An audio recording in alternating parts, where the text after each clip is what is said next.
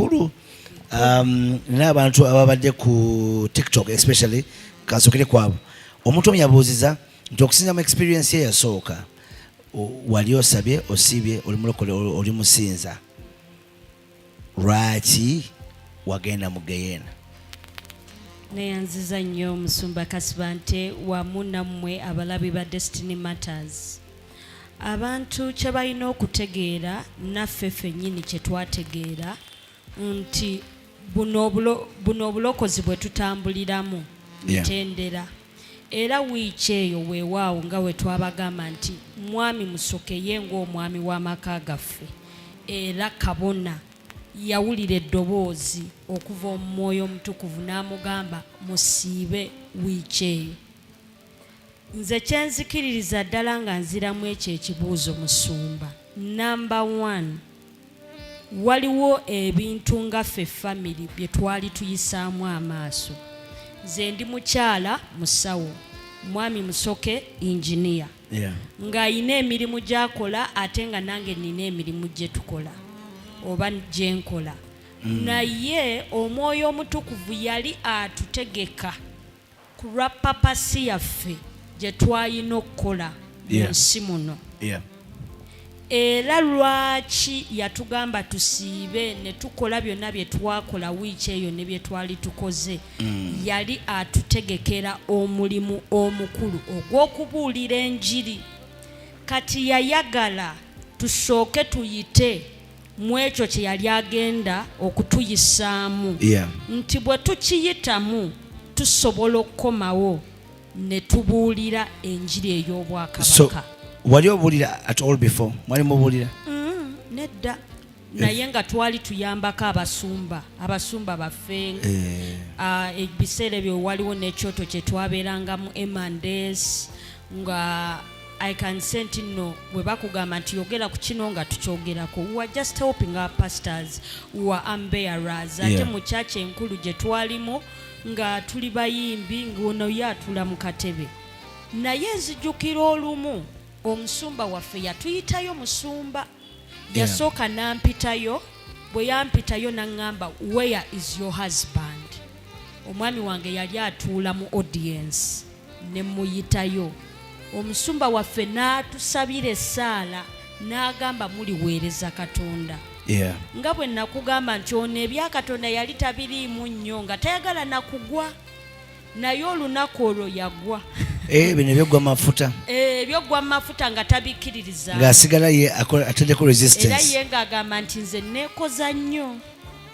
Naye ku olwo yagwa. Naye kyenzijukira nti Musumba yatulagula n'agamba you will preach the gospel. Naye ne tubirekaawo. Kati eno wiiki eno we twafuna eyo near death experience, I believe the number one thing Omwoyo Omutukuvu yali atutegeka olw'omulimu ogujja. The experience you had to have a message. Yakwanga ne bw'otunuulira Yokaana eyawandika okubikkulirwa. Experience gye yafuna eyo yavaayo nga awandiisa obubaka. Leero bwe tusoma ne wabeera Apostle Paul, Yesu bw'amusinkana. Experience eyo si yemu ate neya Peter. So ndowooza buli muntu afuna experience ye. Ezekiel. Yes. Even Ezekiel. Nemuwa obubaka. Because your message is very unique. Era ojja kuzuula nti your burden now has shifted. Nti gw'owulira nga abantu balina obutagenda mu Geyeena kubanga wagirabako. Nagirabako. Kyoyogerako kitegeera. Kitegeerera ddala. Si ngero. Nkitegeera era mmanyi n'obubi bwa Geyeena. Nze saagenda mu ggulu saaliraba nalaba Geyeena. So kutegeezemu eri etya yo kubanga luli watu explainingira bulungi walekayoko. Omuliro gwokya Musumba. Wano ku nsi osobola kikomperalinga naki? Kubanga nze ne bwensemberera osemberera omuliro ogwokya. Nedda ennaku ziwaddewo akasana e Uganda wano. Kabadde kookya nno ng'oyinza n'okadduka n'oddangako mu kizimbe. Naye Geyeena yeefaanana etya? A million times that kasana. Naye ng'oba oguli okuva waggulu paka wansi.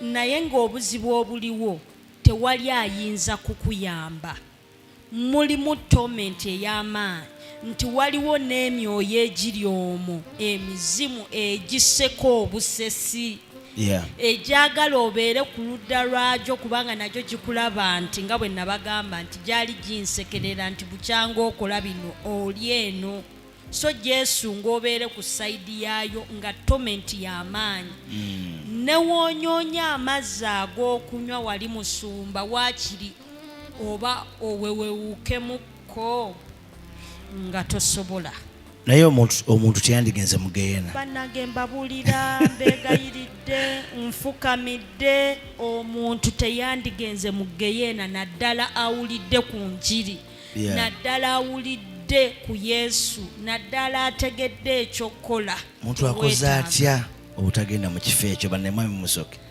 tukole tutya nze musumba kyensuubira kye tulina okukola nga bwe twayogera luli kugamba buli muntu alina okumanya papaasi ye ng'omulokole kubanga kye nalaba musumba eggulu lino lirina requirements era buli muntu olina okumanya by'olina okukola okusobola okugenda mu ggulu kituufu nga bwe tulaba ne mu nsi ng'omuntu wandyagadde okugendako mu nsi endala balina requirements ze bakusaba kati ze basaba musumba Charles Kasibanti ng'agenda mu America ate bayinza obutazisaba Pastor Cindy kati buli muntu olina okumanya requirements z'olina okugoberera okulaba nti oyingira mu bwakabaka bwa Katonda.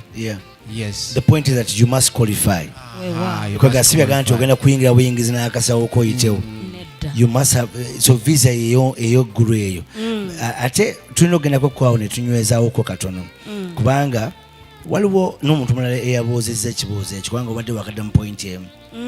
Osabye osiibye okola ki mu Geyeena.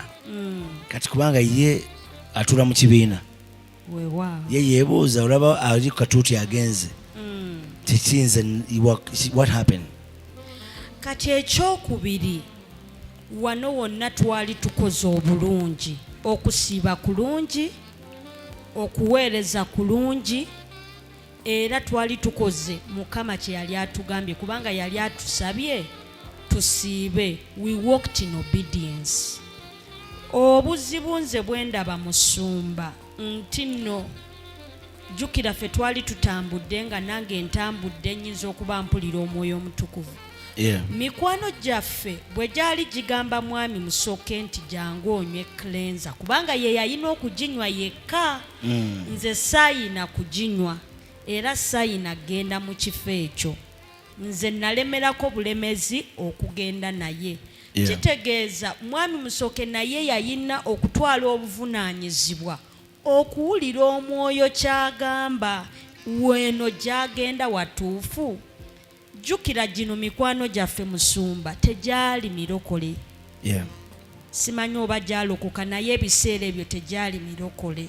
Ate omanyi bo balina engeri gye beeyisa ate naffe tulina engeri gye tukola ki gye tweyisa.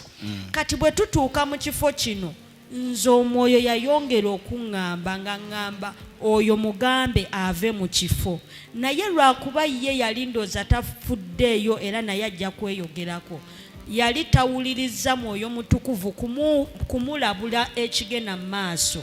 Nali mugamba nti we tuli wakyamu tuve mu kifo kino era ye nakkiriza ekintu nze ne mugamba kale olw'obutanyiza bali kanyweko kitini.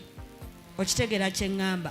Kati ekintu kino number 1 twali mu bantu kwegamba katugambe oba bad company mu biseera ebyo yalinganga bad company kubanga singa twali n'abantu abatugamba banange tugende mu overnight osanga twandibadde mu ki overnight.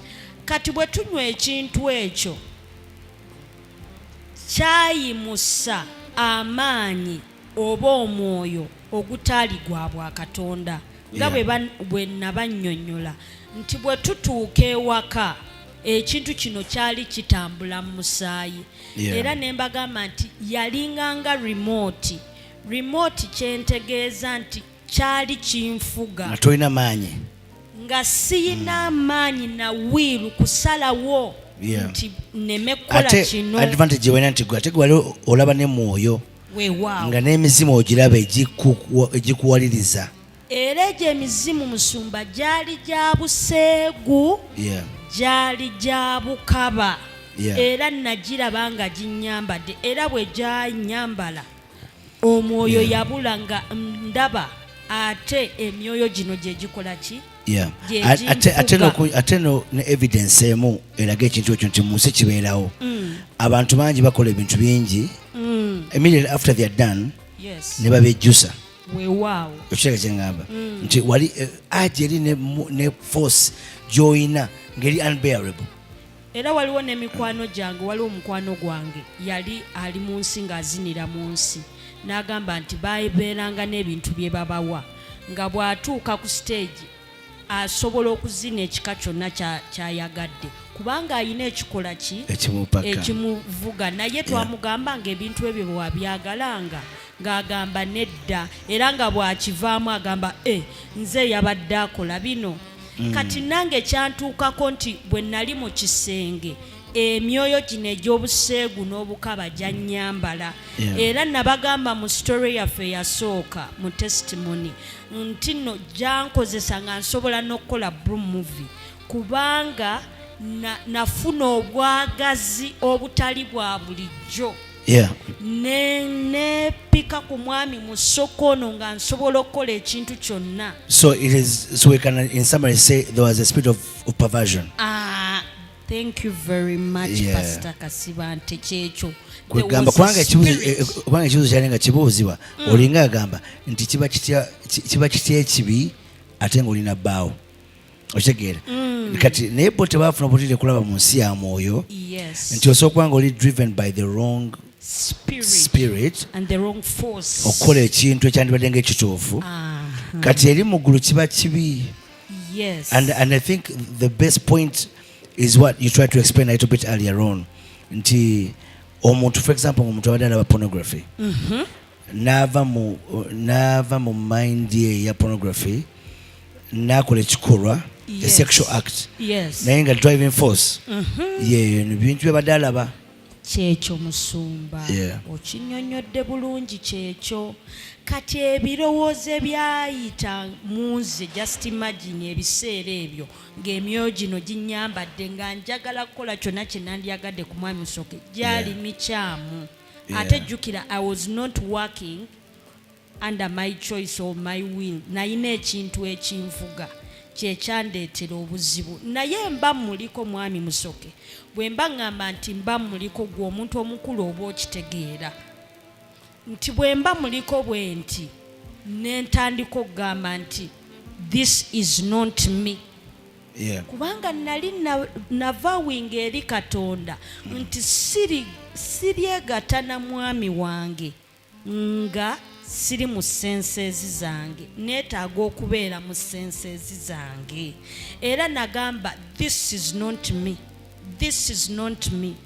Bwe nayogera ekyo emirundi esatu kye naddamu okulaba yali sitaani mu nsonda ya bedroom yaffe n'obuzimu obwo obutini bwe nakugamba nga mbulaba nti nno myoyo gya buseegu na bukaba ate gyali ginsekerera kati neŋŋamba sitaani devil you are a liar. That means I was dealing with the deception. But the more I said, devil, you are a liar in the name of Jesus. When I said that scripture more and more, era n'abaana bange bamanyi n'okubyogera. Devil, you are a liar kubanga nawogana nnyo mu kisenge ne bampulira.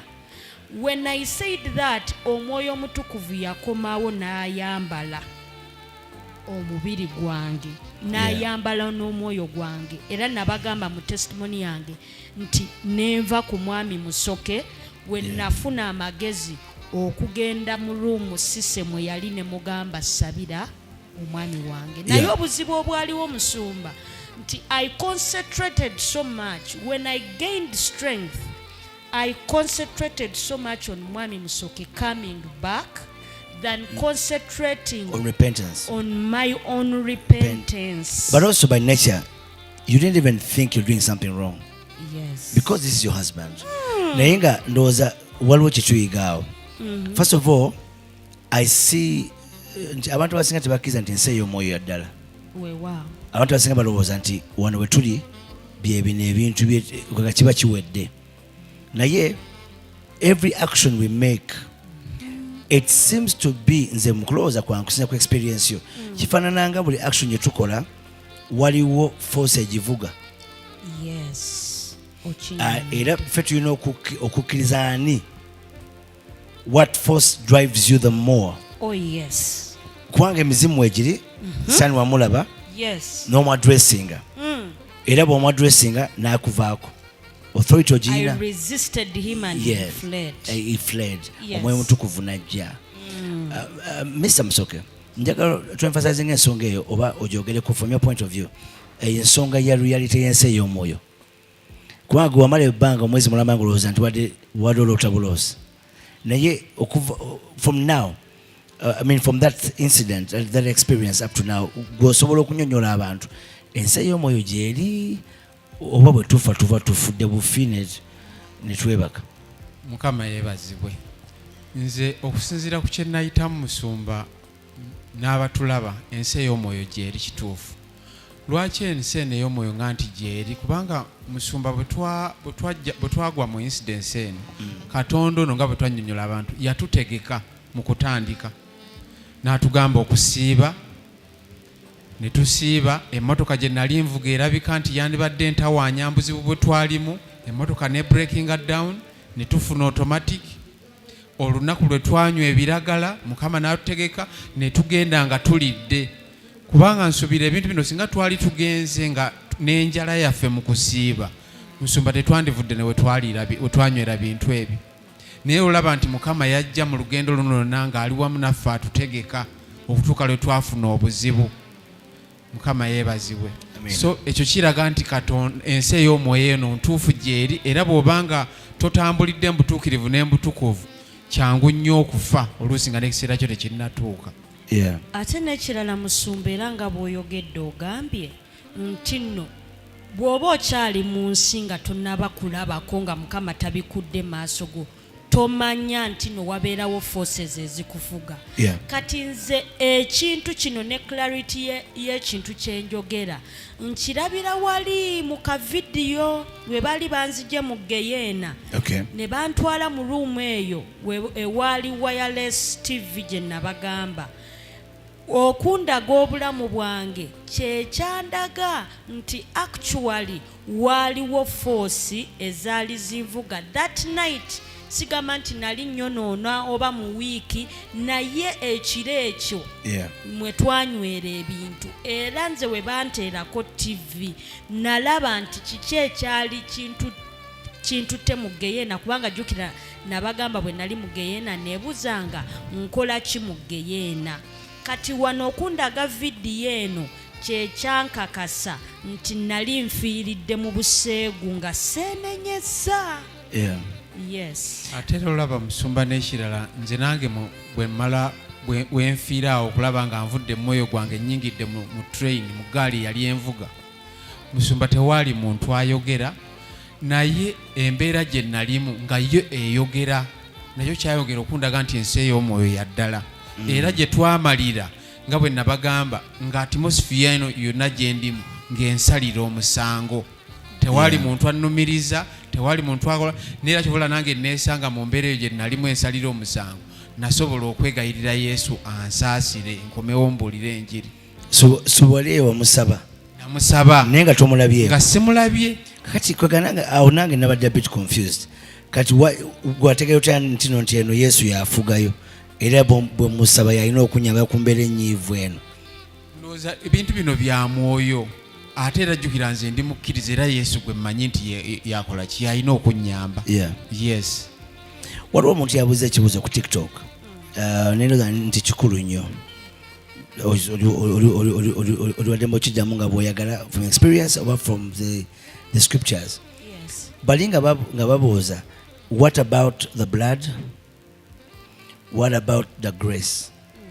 Kubanga gwe ebyo tebyakola makulu, bakuyisawo buyisa shwi. Omusaayi guno Yesu gwe bayiwa, Yesu gwe yayiwa tegwina intonation yonna ku bulamu bw'omuntu ng'agenda mu ggulu. ate ekisa kya Katonda.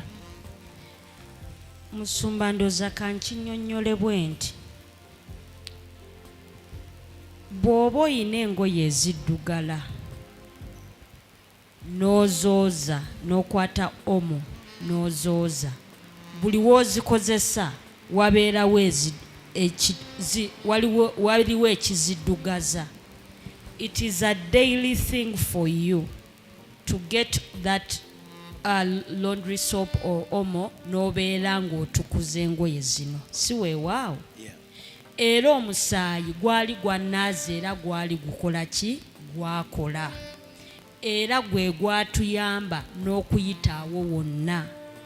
Naye obuzibu nti nga naawe oyina a part to play as a person. Yesu yakola ogugwe n'akuteerawo byonna bye yakola. Kiri eri ggwe okutambulira mu kkubo eryo n'otalivaamu. Kati oli bw'agamba nti n'omusaayi tegwaliwo, gwaliwo era gwatuyamba, naye obuzibu nti naffe ekiseera ekyo we twanywera ebintu ebyo n'okukola ebyo byonna, we did not put it into consideration. Twali tuvudde mu kkubo lye tulina okukola ki? Okutambuliramu.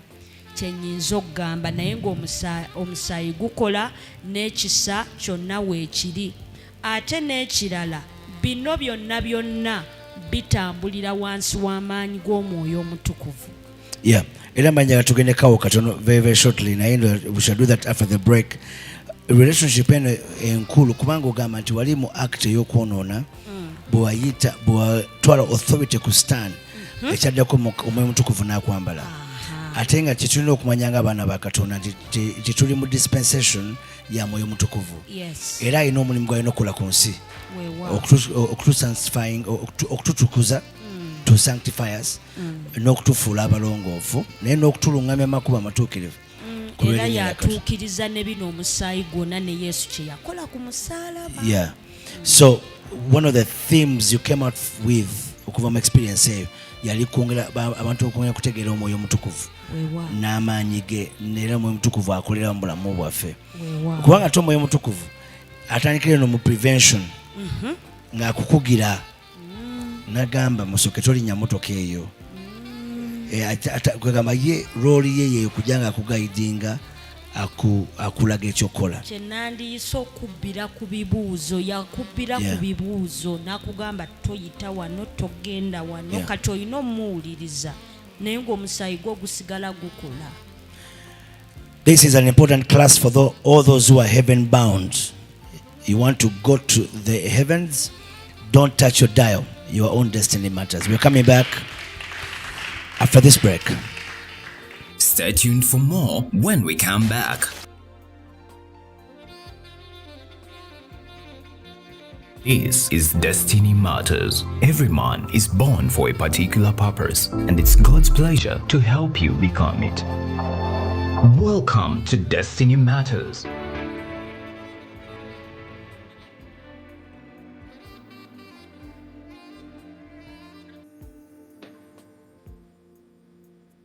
And now, your host, author, pastor, and speaker, Charles Kasibante. Welcome back to Destiny Matters. We are here. God is good. His mercy truly endures forever. And we have a live audience joining us here from House of Inspiration in Mutundwe. And we are grateful to God for what God is doing. I'm hoping that the audience is being blessed by this wonderful testimony. Of course, mwenaba tulaba obujulizi buno bwetaaga action. Si kunyumirwa bunyumirwa naye kuyiga na kuteekawo action. Eri omuntu yawandiise n'agamba this testimony is limited when it is only in Uganda. So abantu bangi beetaaga okukola version y'oluzungu. Ogabane n'abantu so that it can go beyond the Uganda speaking communities around the world. Naye twagala nnyo n'aboluzungu nabo bawulire. As for now, we shall do the Uganda version. God is good. Emuko themes enkulu omusumbaziza gyeyo mubadde mu theme ya Holy Spirit. Amazima gali nti emyaka gyonna Mukama gy'atwadde ku nsi atusuubiramu oluvannyuma okutuuka gy'ali.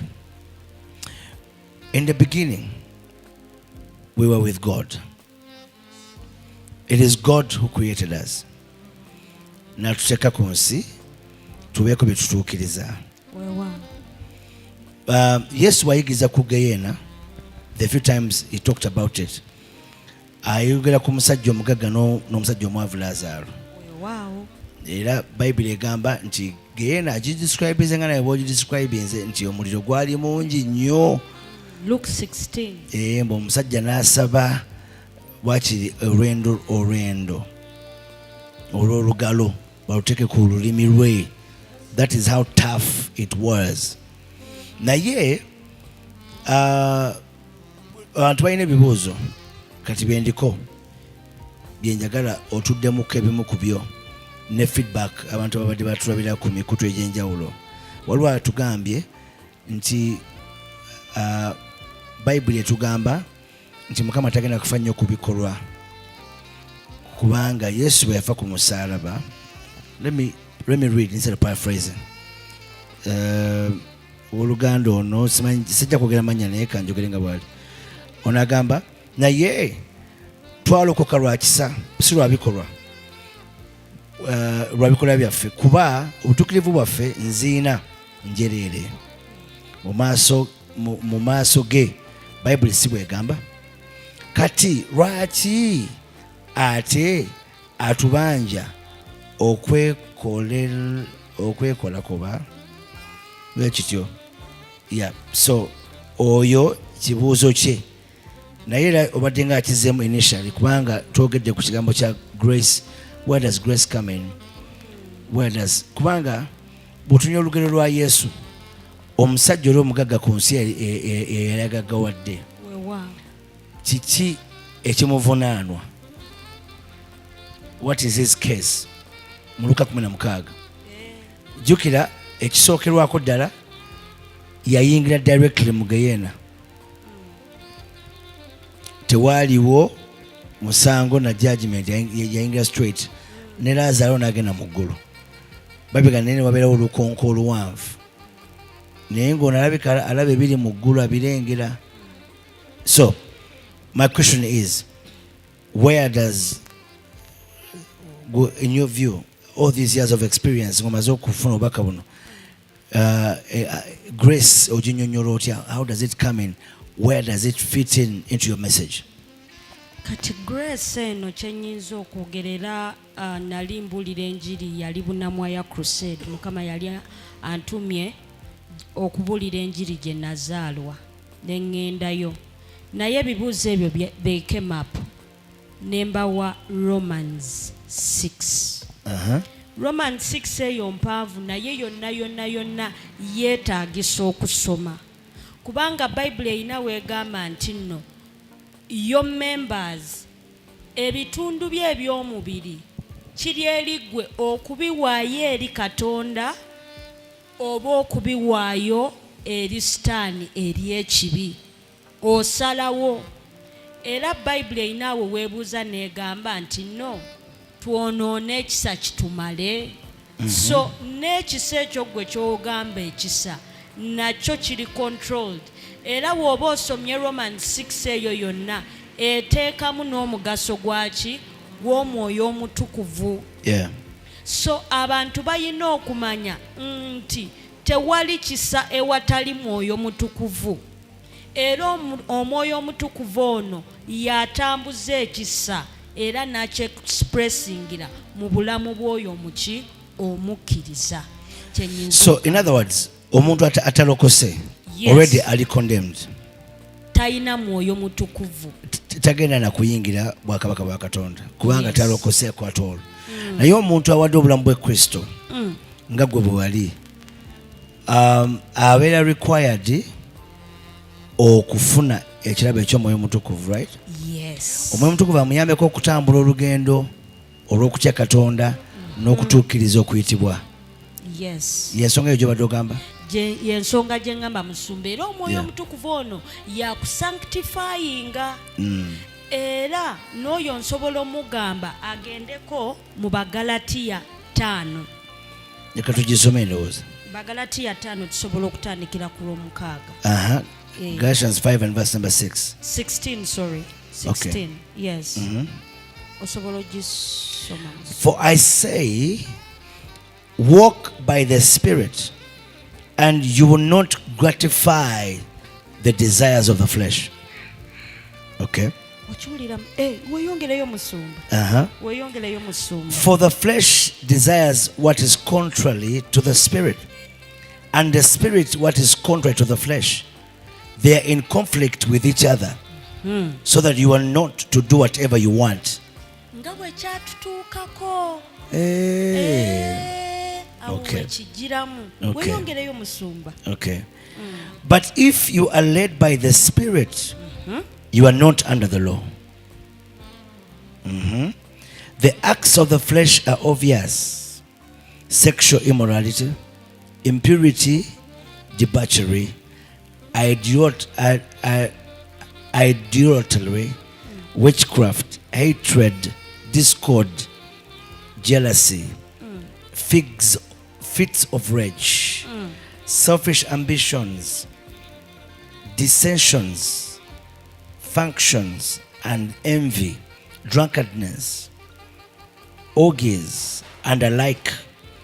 I warn you, as I did before, that those who live like this will not inherit the kingdom of God. Kyovolaba oli abuuza n'agamba oba okola ki mu Geyeena. Kati bw'obeera nga wakkiriza Yesu naye ate n'osigala nga oli mu mubiri, ng'omubiri gukula, ng'omubiri guli fruitful mu ggwe. Kati okuwangula olina okubikkulirwa. Etegeeza okuwangula amaanyi g'omubiri olina kwesiba ku Mwoyo Mutukuvu, kubanga ye yali yakontana n'ebikolwa eby'omubiri. Okay. Era gw'omubiri n'omwoyo era nga bwe nabagamba nti gwali it was in competition. Njagala okukola obulungi naye lwakuba nnyingizaamu n'enywa ekintu ne kiwaga omubiri okusinga omwoyo gwange, kyova olaba nali nsobola okukola ebyo bye nakola. Era I ended up not inheriting the kingdom of God as the thing came like that. Naye osobola okweyongerayo musumba. But the fruit of the Spirit is love, joy, peace, forbearance, kindness, goodness, faithfulness, gentleness, and self-control. And against such things there is no law. Kubanga amaanyi g'etteeka lyonna mu nsi gali mu kulimenya. You don't know the wrath or the power of the law until you break the law. Yes. Kati Omwoyo Mutukuvu bw'akusookayo n'okola n'obala ebibala bino, etteeka terikulinako fayida. Telikuyinaako era singa kyenkugambye, singa noono nange ffenna twatambulira mu Mwoyo Mutukuvu tetwandituuseyo eno. Naye nze nali muwulira, ono nga tamuwulira, kubanga yakuwa okugumiikiriza, yakuwa self-control, yakuwa okutambulira mu love, not last eri eyali ezze. Okay. Kyova nti Romans 6 gyobadde otuwadde verse 14 egamba, for sin shall no longer be your master, because you are not under the law, but you're under grace. So kati ekitegeeza nti Katonda ayina kyagabira abalokose okuwangula ekibi ne tuva wansi w'etteeka. Era abantu balina okitegeera, and I can say it with all authority, kulengeri gye nayitamu nti grace is determined by the Holy Spirit. Where the Holy Spirit is, grace moves. Naye abantu baagala batambulire mu kisa ewatali Mwoyo Mutukuvu. So it's a big theme, the Holy Spirit. Yes. Gy'oli nti ye antidote ey'okuwangula ekibi. Omuntu akola atya? Omuntu atambula atya? Nga bw'owulidde mu Bagalatiya 5:16, this I said then, walk in the Spirit, and you shall not fulfill the lusts of the flesh. So my point is, what are some of the practical things that a person must do to walk in the Spirit. Anti era ekyo kyendeeta kati kino bw'okitegeera mu bulokozi muno okukkiriza Yesu okuba omulokozi wo n'okukkiriza omusaayi oweebwa amaanyi ag'omwoyo omutukuvu kubanga Yesu oyo gwe yatulekera ye mubeezi gwe yatulekera kati gwe atayagala kutambulira mu kibi era ayagala okutambula mu bulamu buno obw'obulokozi w'ofuna omwoyo omutukuvu takoma ku kugwa mu bigwo oba kubatizibwa kumufuna oyina okutambula naye nga bwe ntambula ne mwami Musoke kubanga ndi mubeezi gy'ali ate naye mubeezi gye ndi bwe twawukana ne mwami Musoke tekikola makulu naye bwe tutambula ffenna tuyambagana kubanga tuli babiri kati oyina okumakinga sure that you take the friendship and the fellowship of the Holy Spirit so importantly nti no tomuluzinga buli kaseera makinga sure nti omuyina nga bwe nkubira omwami wange ne waba ali ku mulimu ne mugamba waaye gy'oli oli bulungi naawe oyina makinga sure nti ono takulese akuli kumpi omanyi waali omanyi kyagamba ekintu bwe kityo oyina makinga sure nti no okola enkolagana ennungi n'omwoyo omutukuvu n'otambula naye n'akuyamba mu byonna ate n'akuyigiriza byonna n'akuyingiza mu mazima gonna g'oyagala okukola osobole okutambulira mu bulamu buno obw'obulokozi toyina mutta. Very interesting stuff. Aren't you being blessed, people of God? Yeah, interesting stuff. Kubanga ekimu ku bintu ebiri very key.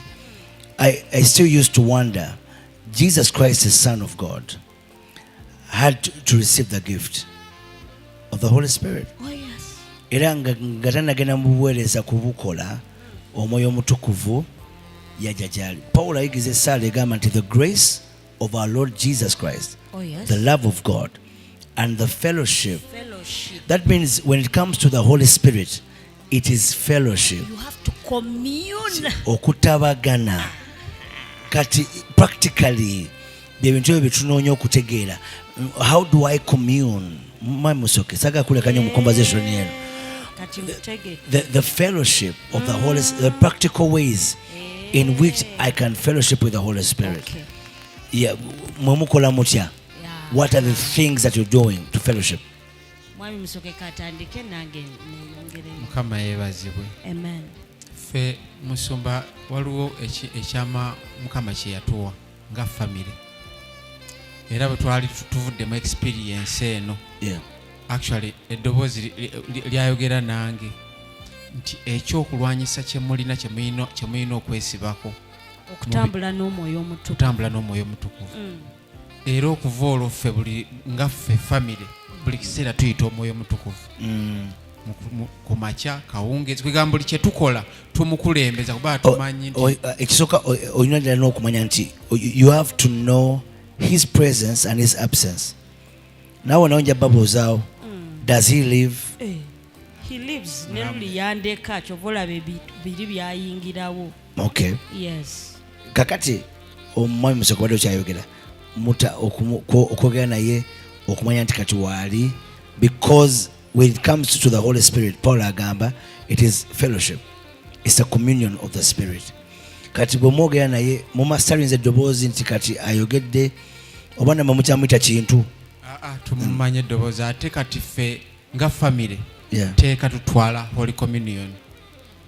One of the ways kamuyambeko, one of the ways ezikukuumira mu mwoyo ono okutabagana naye nga bw'olaba omwami waatabagana ne mukyala we. Okitegera kye ŋŋamba. One of the ways z'otabagana n'omwoyo wa Yesu kwe kujjukira Yesu ng'oyita through Holy Communion. Does that make sense? It does. So Holy Communion is key. Is key. Yeah, but with yes. That understanding. Yeah. Yes. You remember Jesus because the Holy Spirit was given when Jesus had gone. Yeah. And the Holy Spirit, we can say, He is the Spirit of Jesus. Yes? Yeah. So one of the ways you can, you can kutabagana. One of the ways you can commune, you can commune Yeah. with the Holy Spirit is remembering Jesus through Holy Communion. You keep the Spirit with you. One of the ways I keep with His Spirit,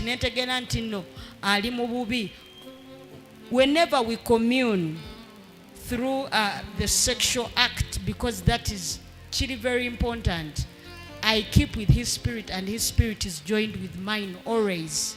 Buli we twawukana ne tutakola mirimu ejo, we are separated. Yeah. And And buli we tucommuninga, we are one even in spirit. and you become intentional in doing it, Yes. so that you can maintain the relationship. Yes. Kakati ichekeza ne mweli level y'omwoyo mutukuvu. Omwoyo nyoza kiri kikulu nnyo eri abaana ba Katonda okukebera ku mwoyo wa Katonda mu bulamu bwo. Yes. Kubanga alina ebifo by'atabeeramu ndowooza. Yeah. Alina w'abeera grieved. Yananyiga kubanga Pastor Twina yayimba akayimba nti nawulidde wanyize. Yes. Tonta. Okitegeera. Moyo wa Mukama tonta. Ndowooza kiri real. Yes. That omwoyo omutukuvu fenga fe kubanga Bible egamba Yesu wabeera amusuubiza mu Yohana in John 16. Yes. Amusuubiza ng'omubeezi. Agamba in fact it is expedient that I go so that he will come. Kubanga waliwo theme gy'olesawo nkulu nnyo eri abalokole abatulaba okufollowinga ku experience gye baalaba. Abantu bonna bali serious banyagadde okumanya what must I do to inherit the kingdom of God. Nekyokubiri, one of the practical ways ng'ovudde ku ekyo, do not leave the word of God. Okay. Kyetukola fe abasinga nti ekigambo oyagala okifune ku Sande wali Ku kituuti ngeri akikubikulira. Era n'omwoyo omutukuvu ono oyagala omulowoozeeko wali ku Sande. Kati tolaba nti tuli wano Musumba, ndiwo n'omwami wange, naawe wooli, n'abaami abalala weebali. Waliwo intimacy gye sobola kukola kubanga weemuli. Naye mwami musooke mufunira obudde obubwe nga n'abaana tebaliiwo.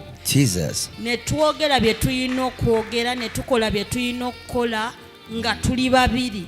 Kati n'ekyo ky'olina okuteekawo ku mwoyo omutukuvu, mufunireyo obudde obubwe. Oli ayogedde ku mwoyo omutukuvu, pasita wagenda mwogerako, sisita wamwogereko ne ba workmates, naye naawe funayo obudde nga muli babiri n'omwoyo omutukuvu omugambe kati nzize nzuuno oŋŋamba ki. But one of the things you do is to go into the word. N'osoma ekigambo, osobola n'omugamba omwoyo omutukuvu, kati wa ky'oyagala tuwogereko, genda okulaba nga akugamba oba Galatians oba ki. So you get time to meditate on the Holy Spirit. N'otuulako naye ne mwogera n'ogamba omwoyo omutukuvu, ndi wano, kiki ky'oyogera, n'ogenda mu kigambo wano ogamba otya. You are communing, you are talking through the word. Ogenda okulaba it becomes real because the word of God is real. So the Holy Spirit is not just to take us to heaven. Naye also okutuyambako n'okubeera ku nsi. N'okutubbira ku bibuuzo. Kubanga gy'emizimu gyo weegiri. Weegiri.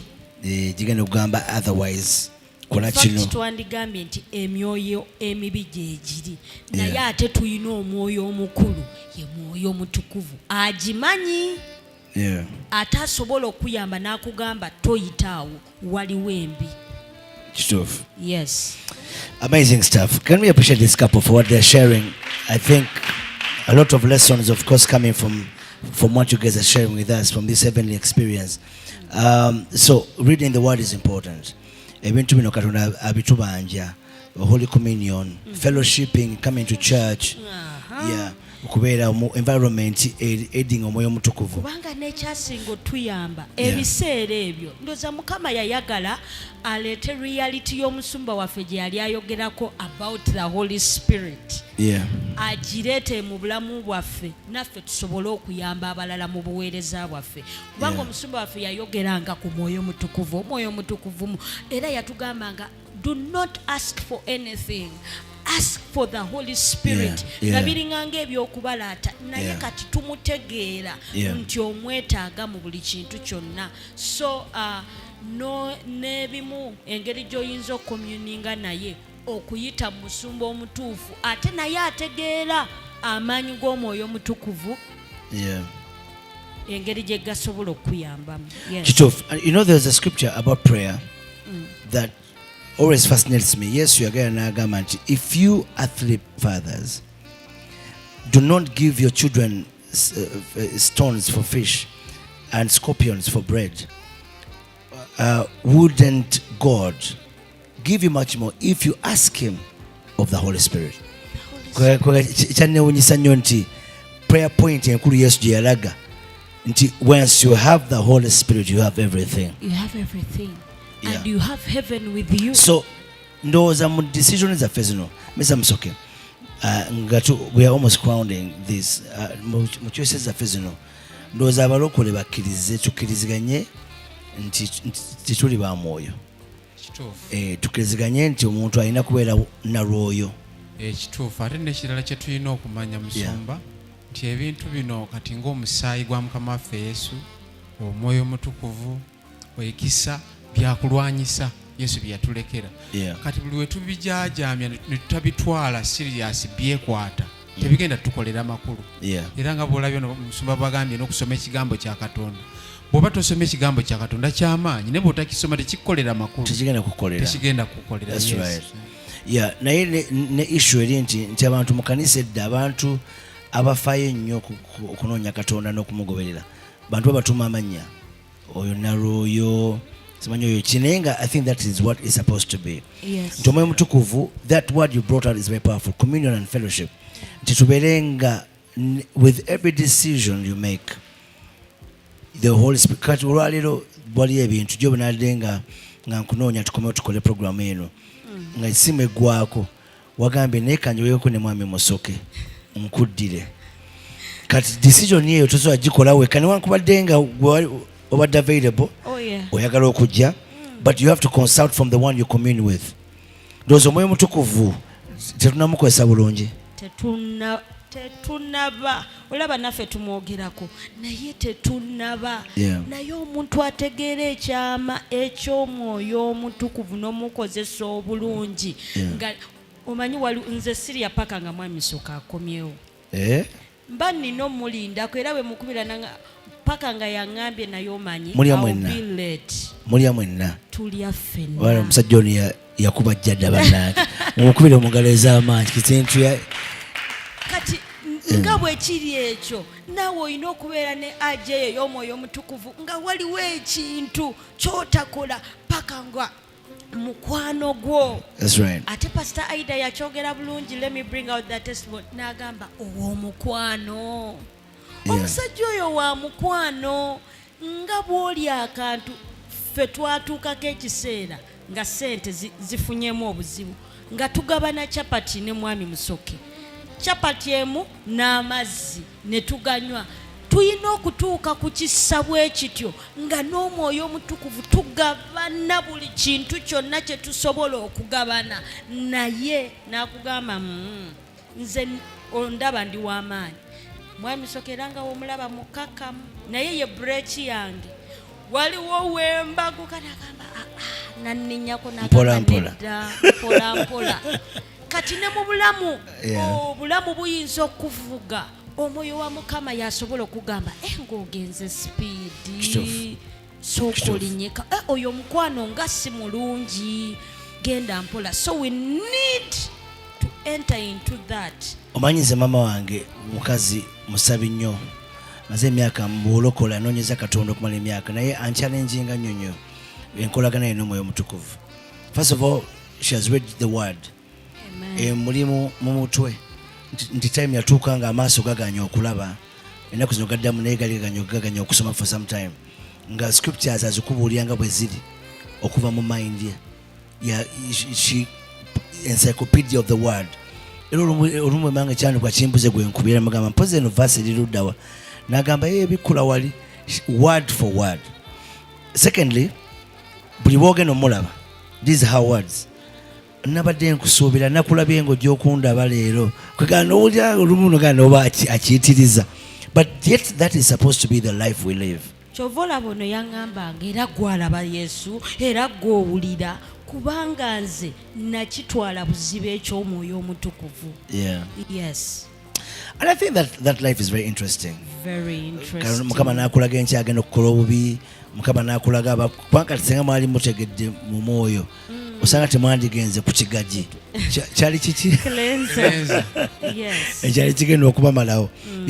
Ekyo kye kibadde ekigambo ky'olunaku lwaleero ku channel yaffe eyadda ya Is Still Hope. Okusabirwa okumanya ebisingawo n'okuwanirira omulimu gwa Mukama osobola okuyita ku namba zaffe okuli eya 0752 34 14 47 oba ku 0761 08 83 15. Osobola n'okutufuna ku email tshtv74@gmail.com.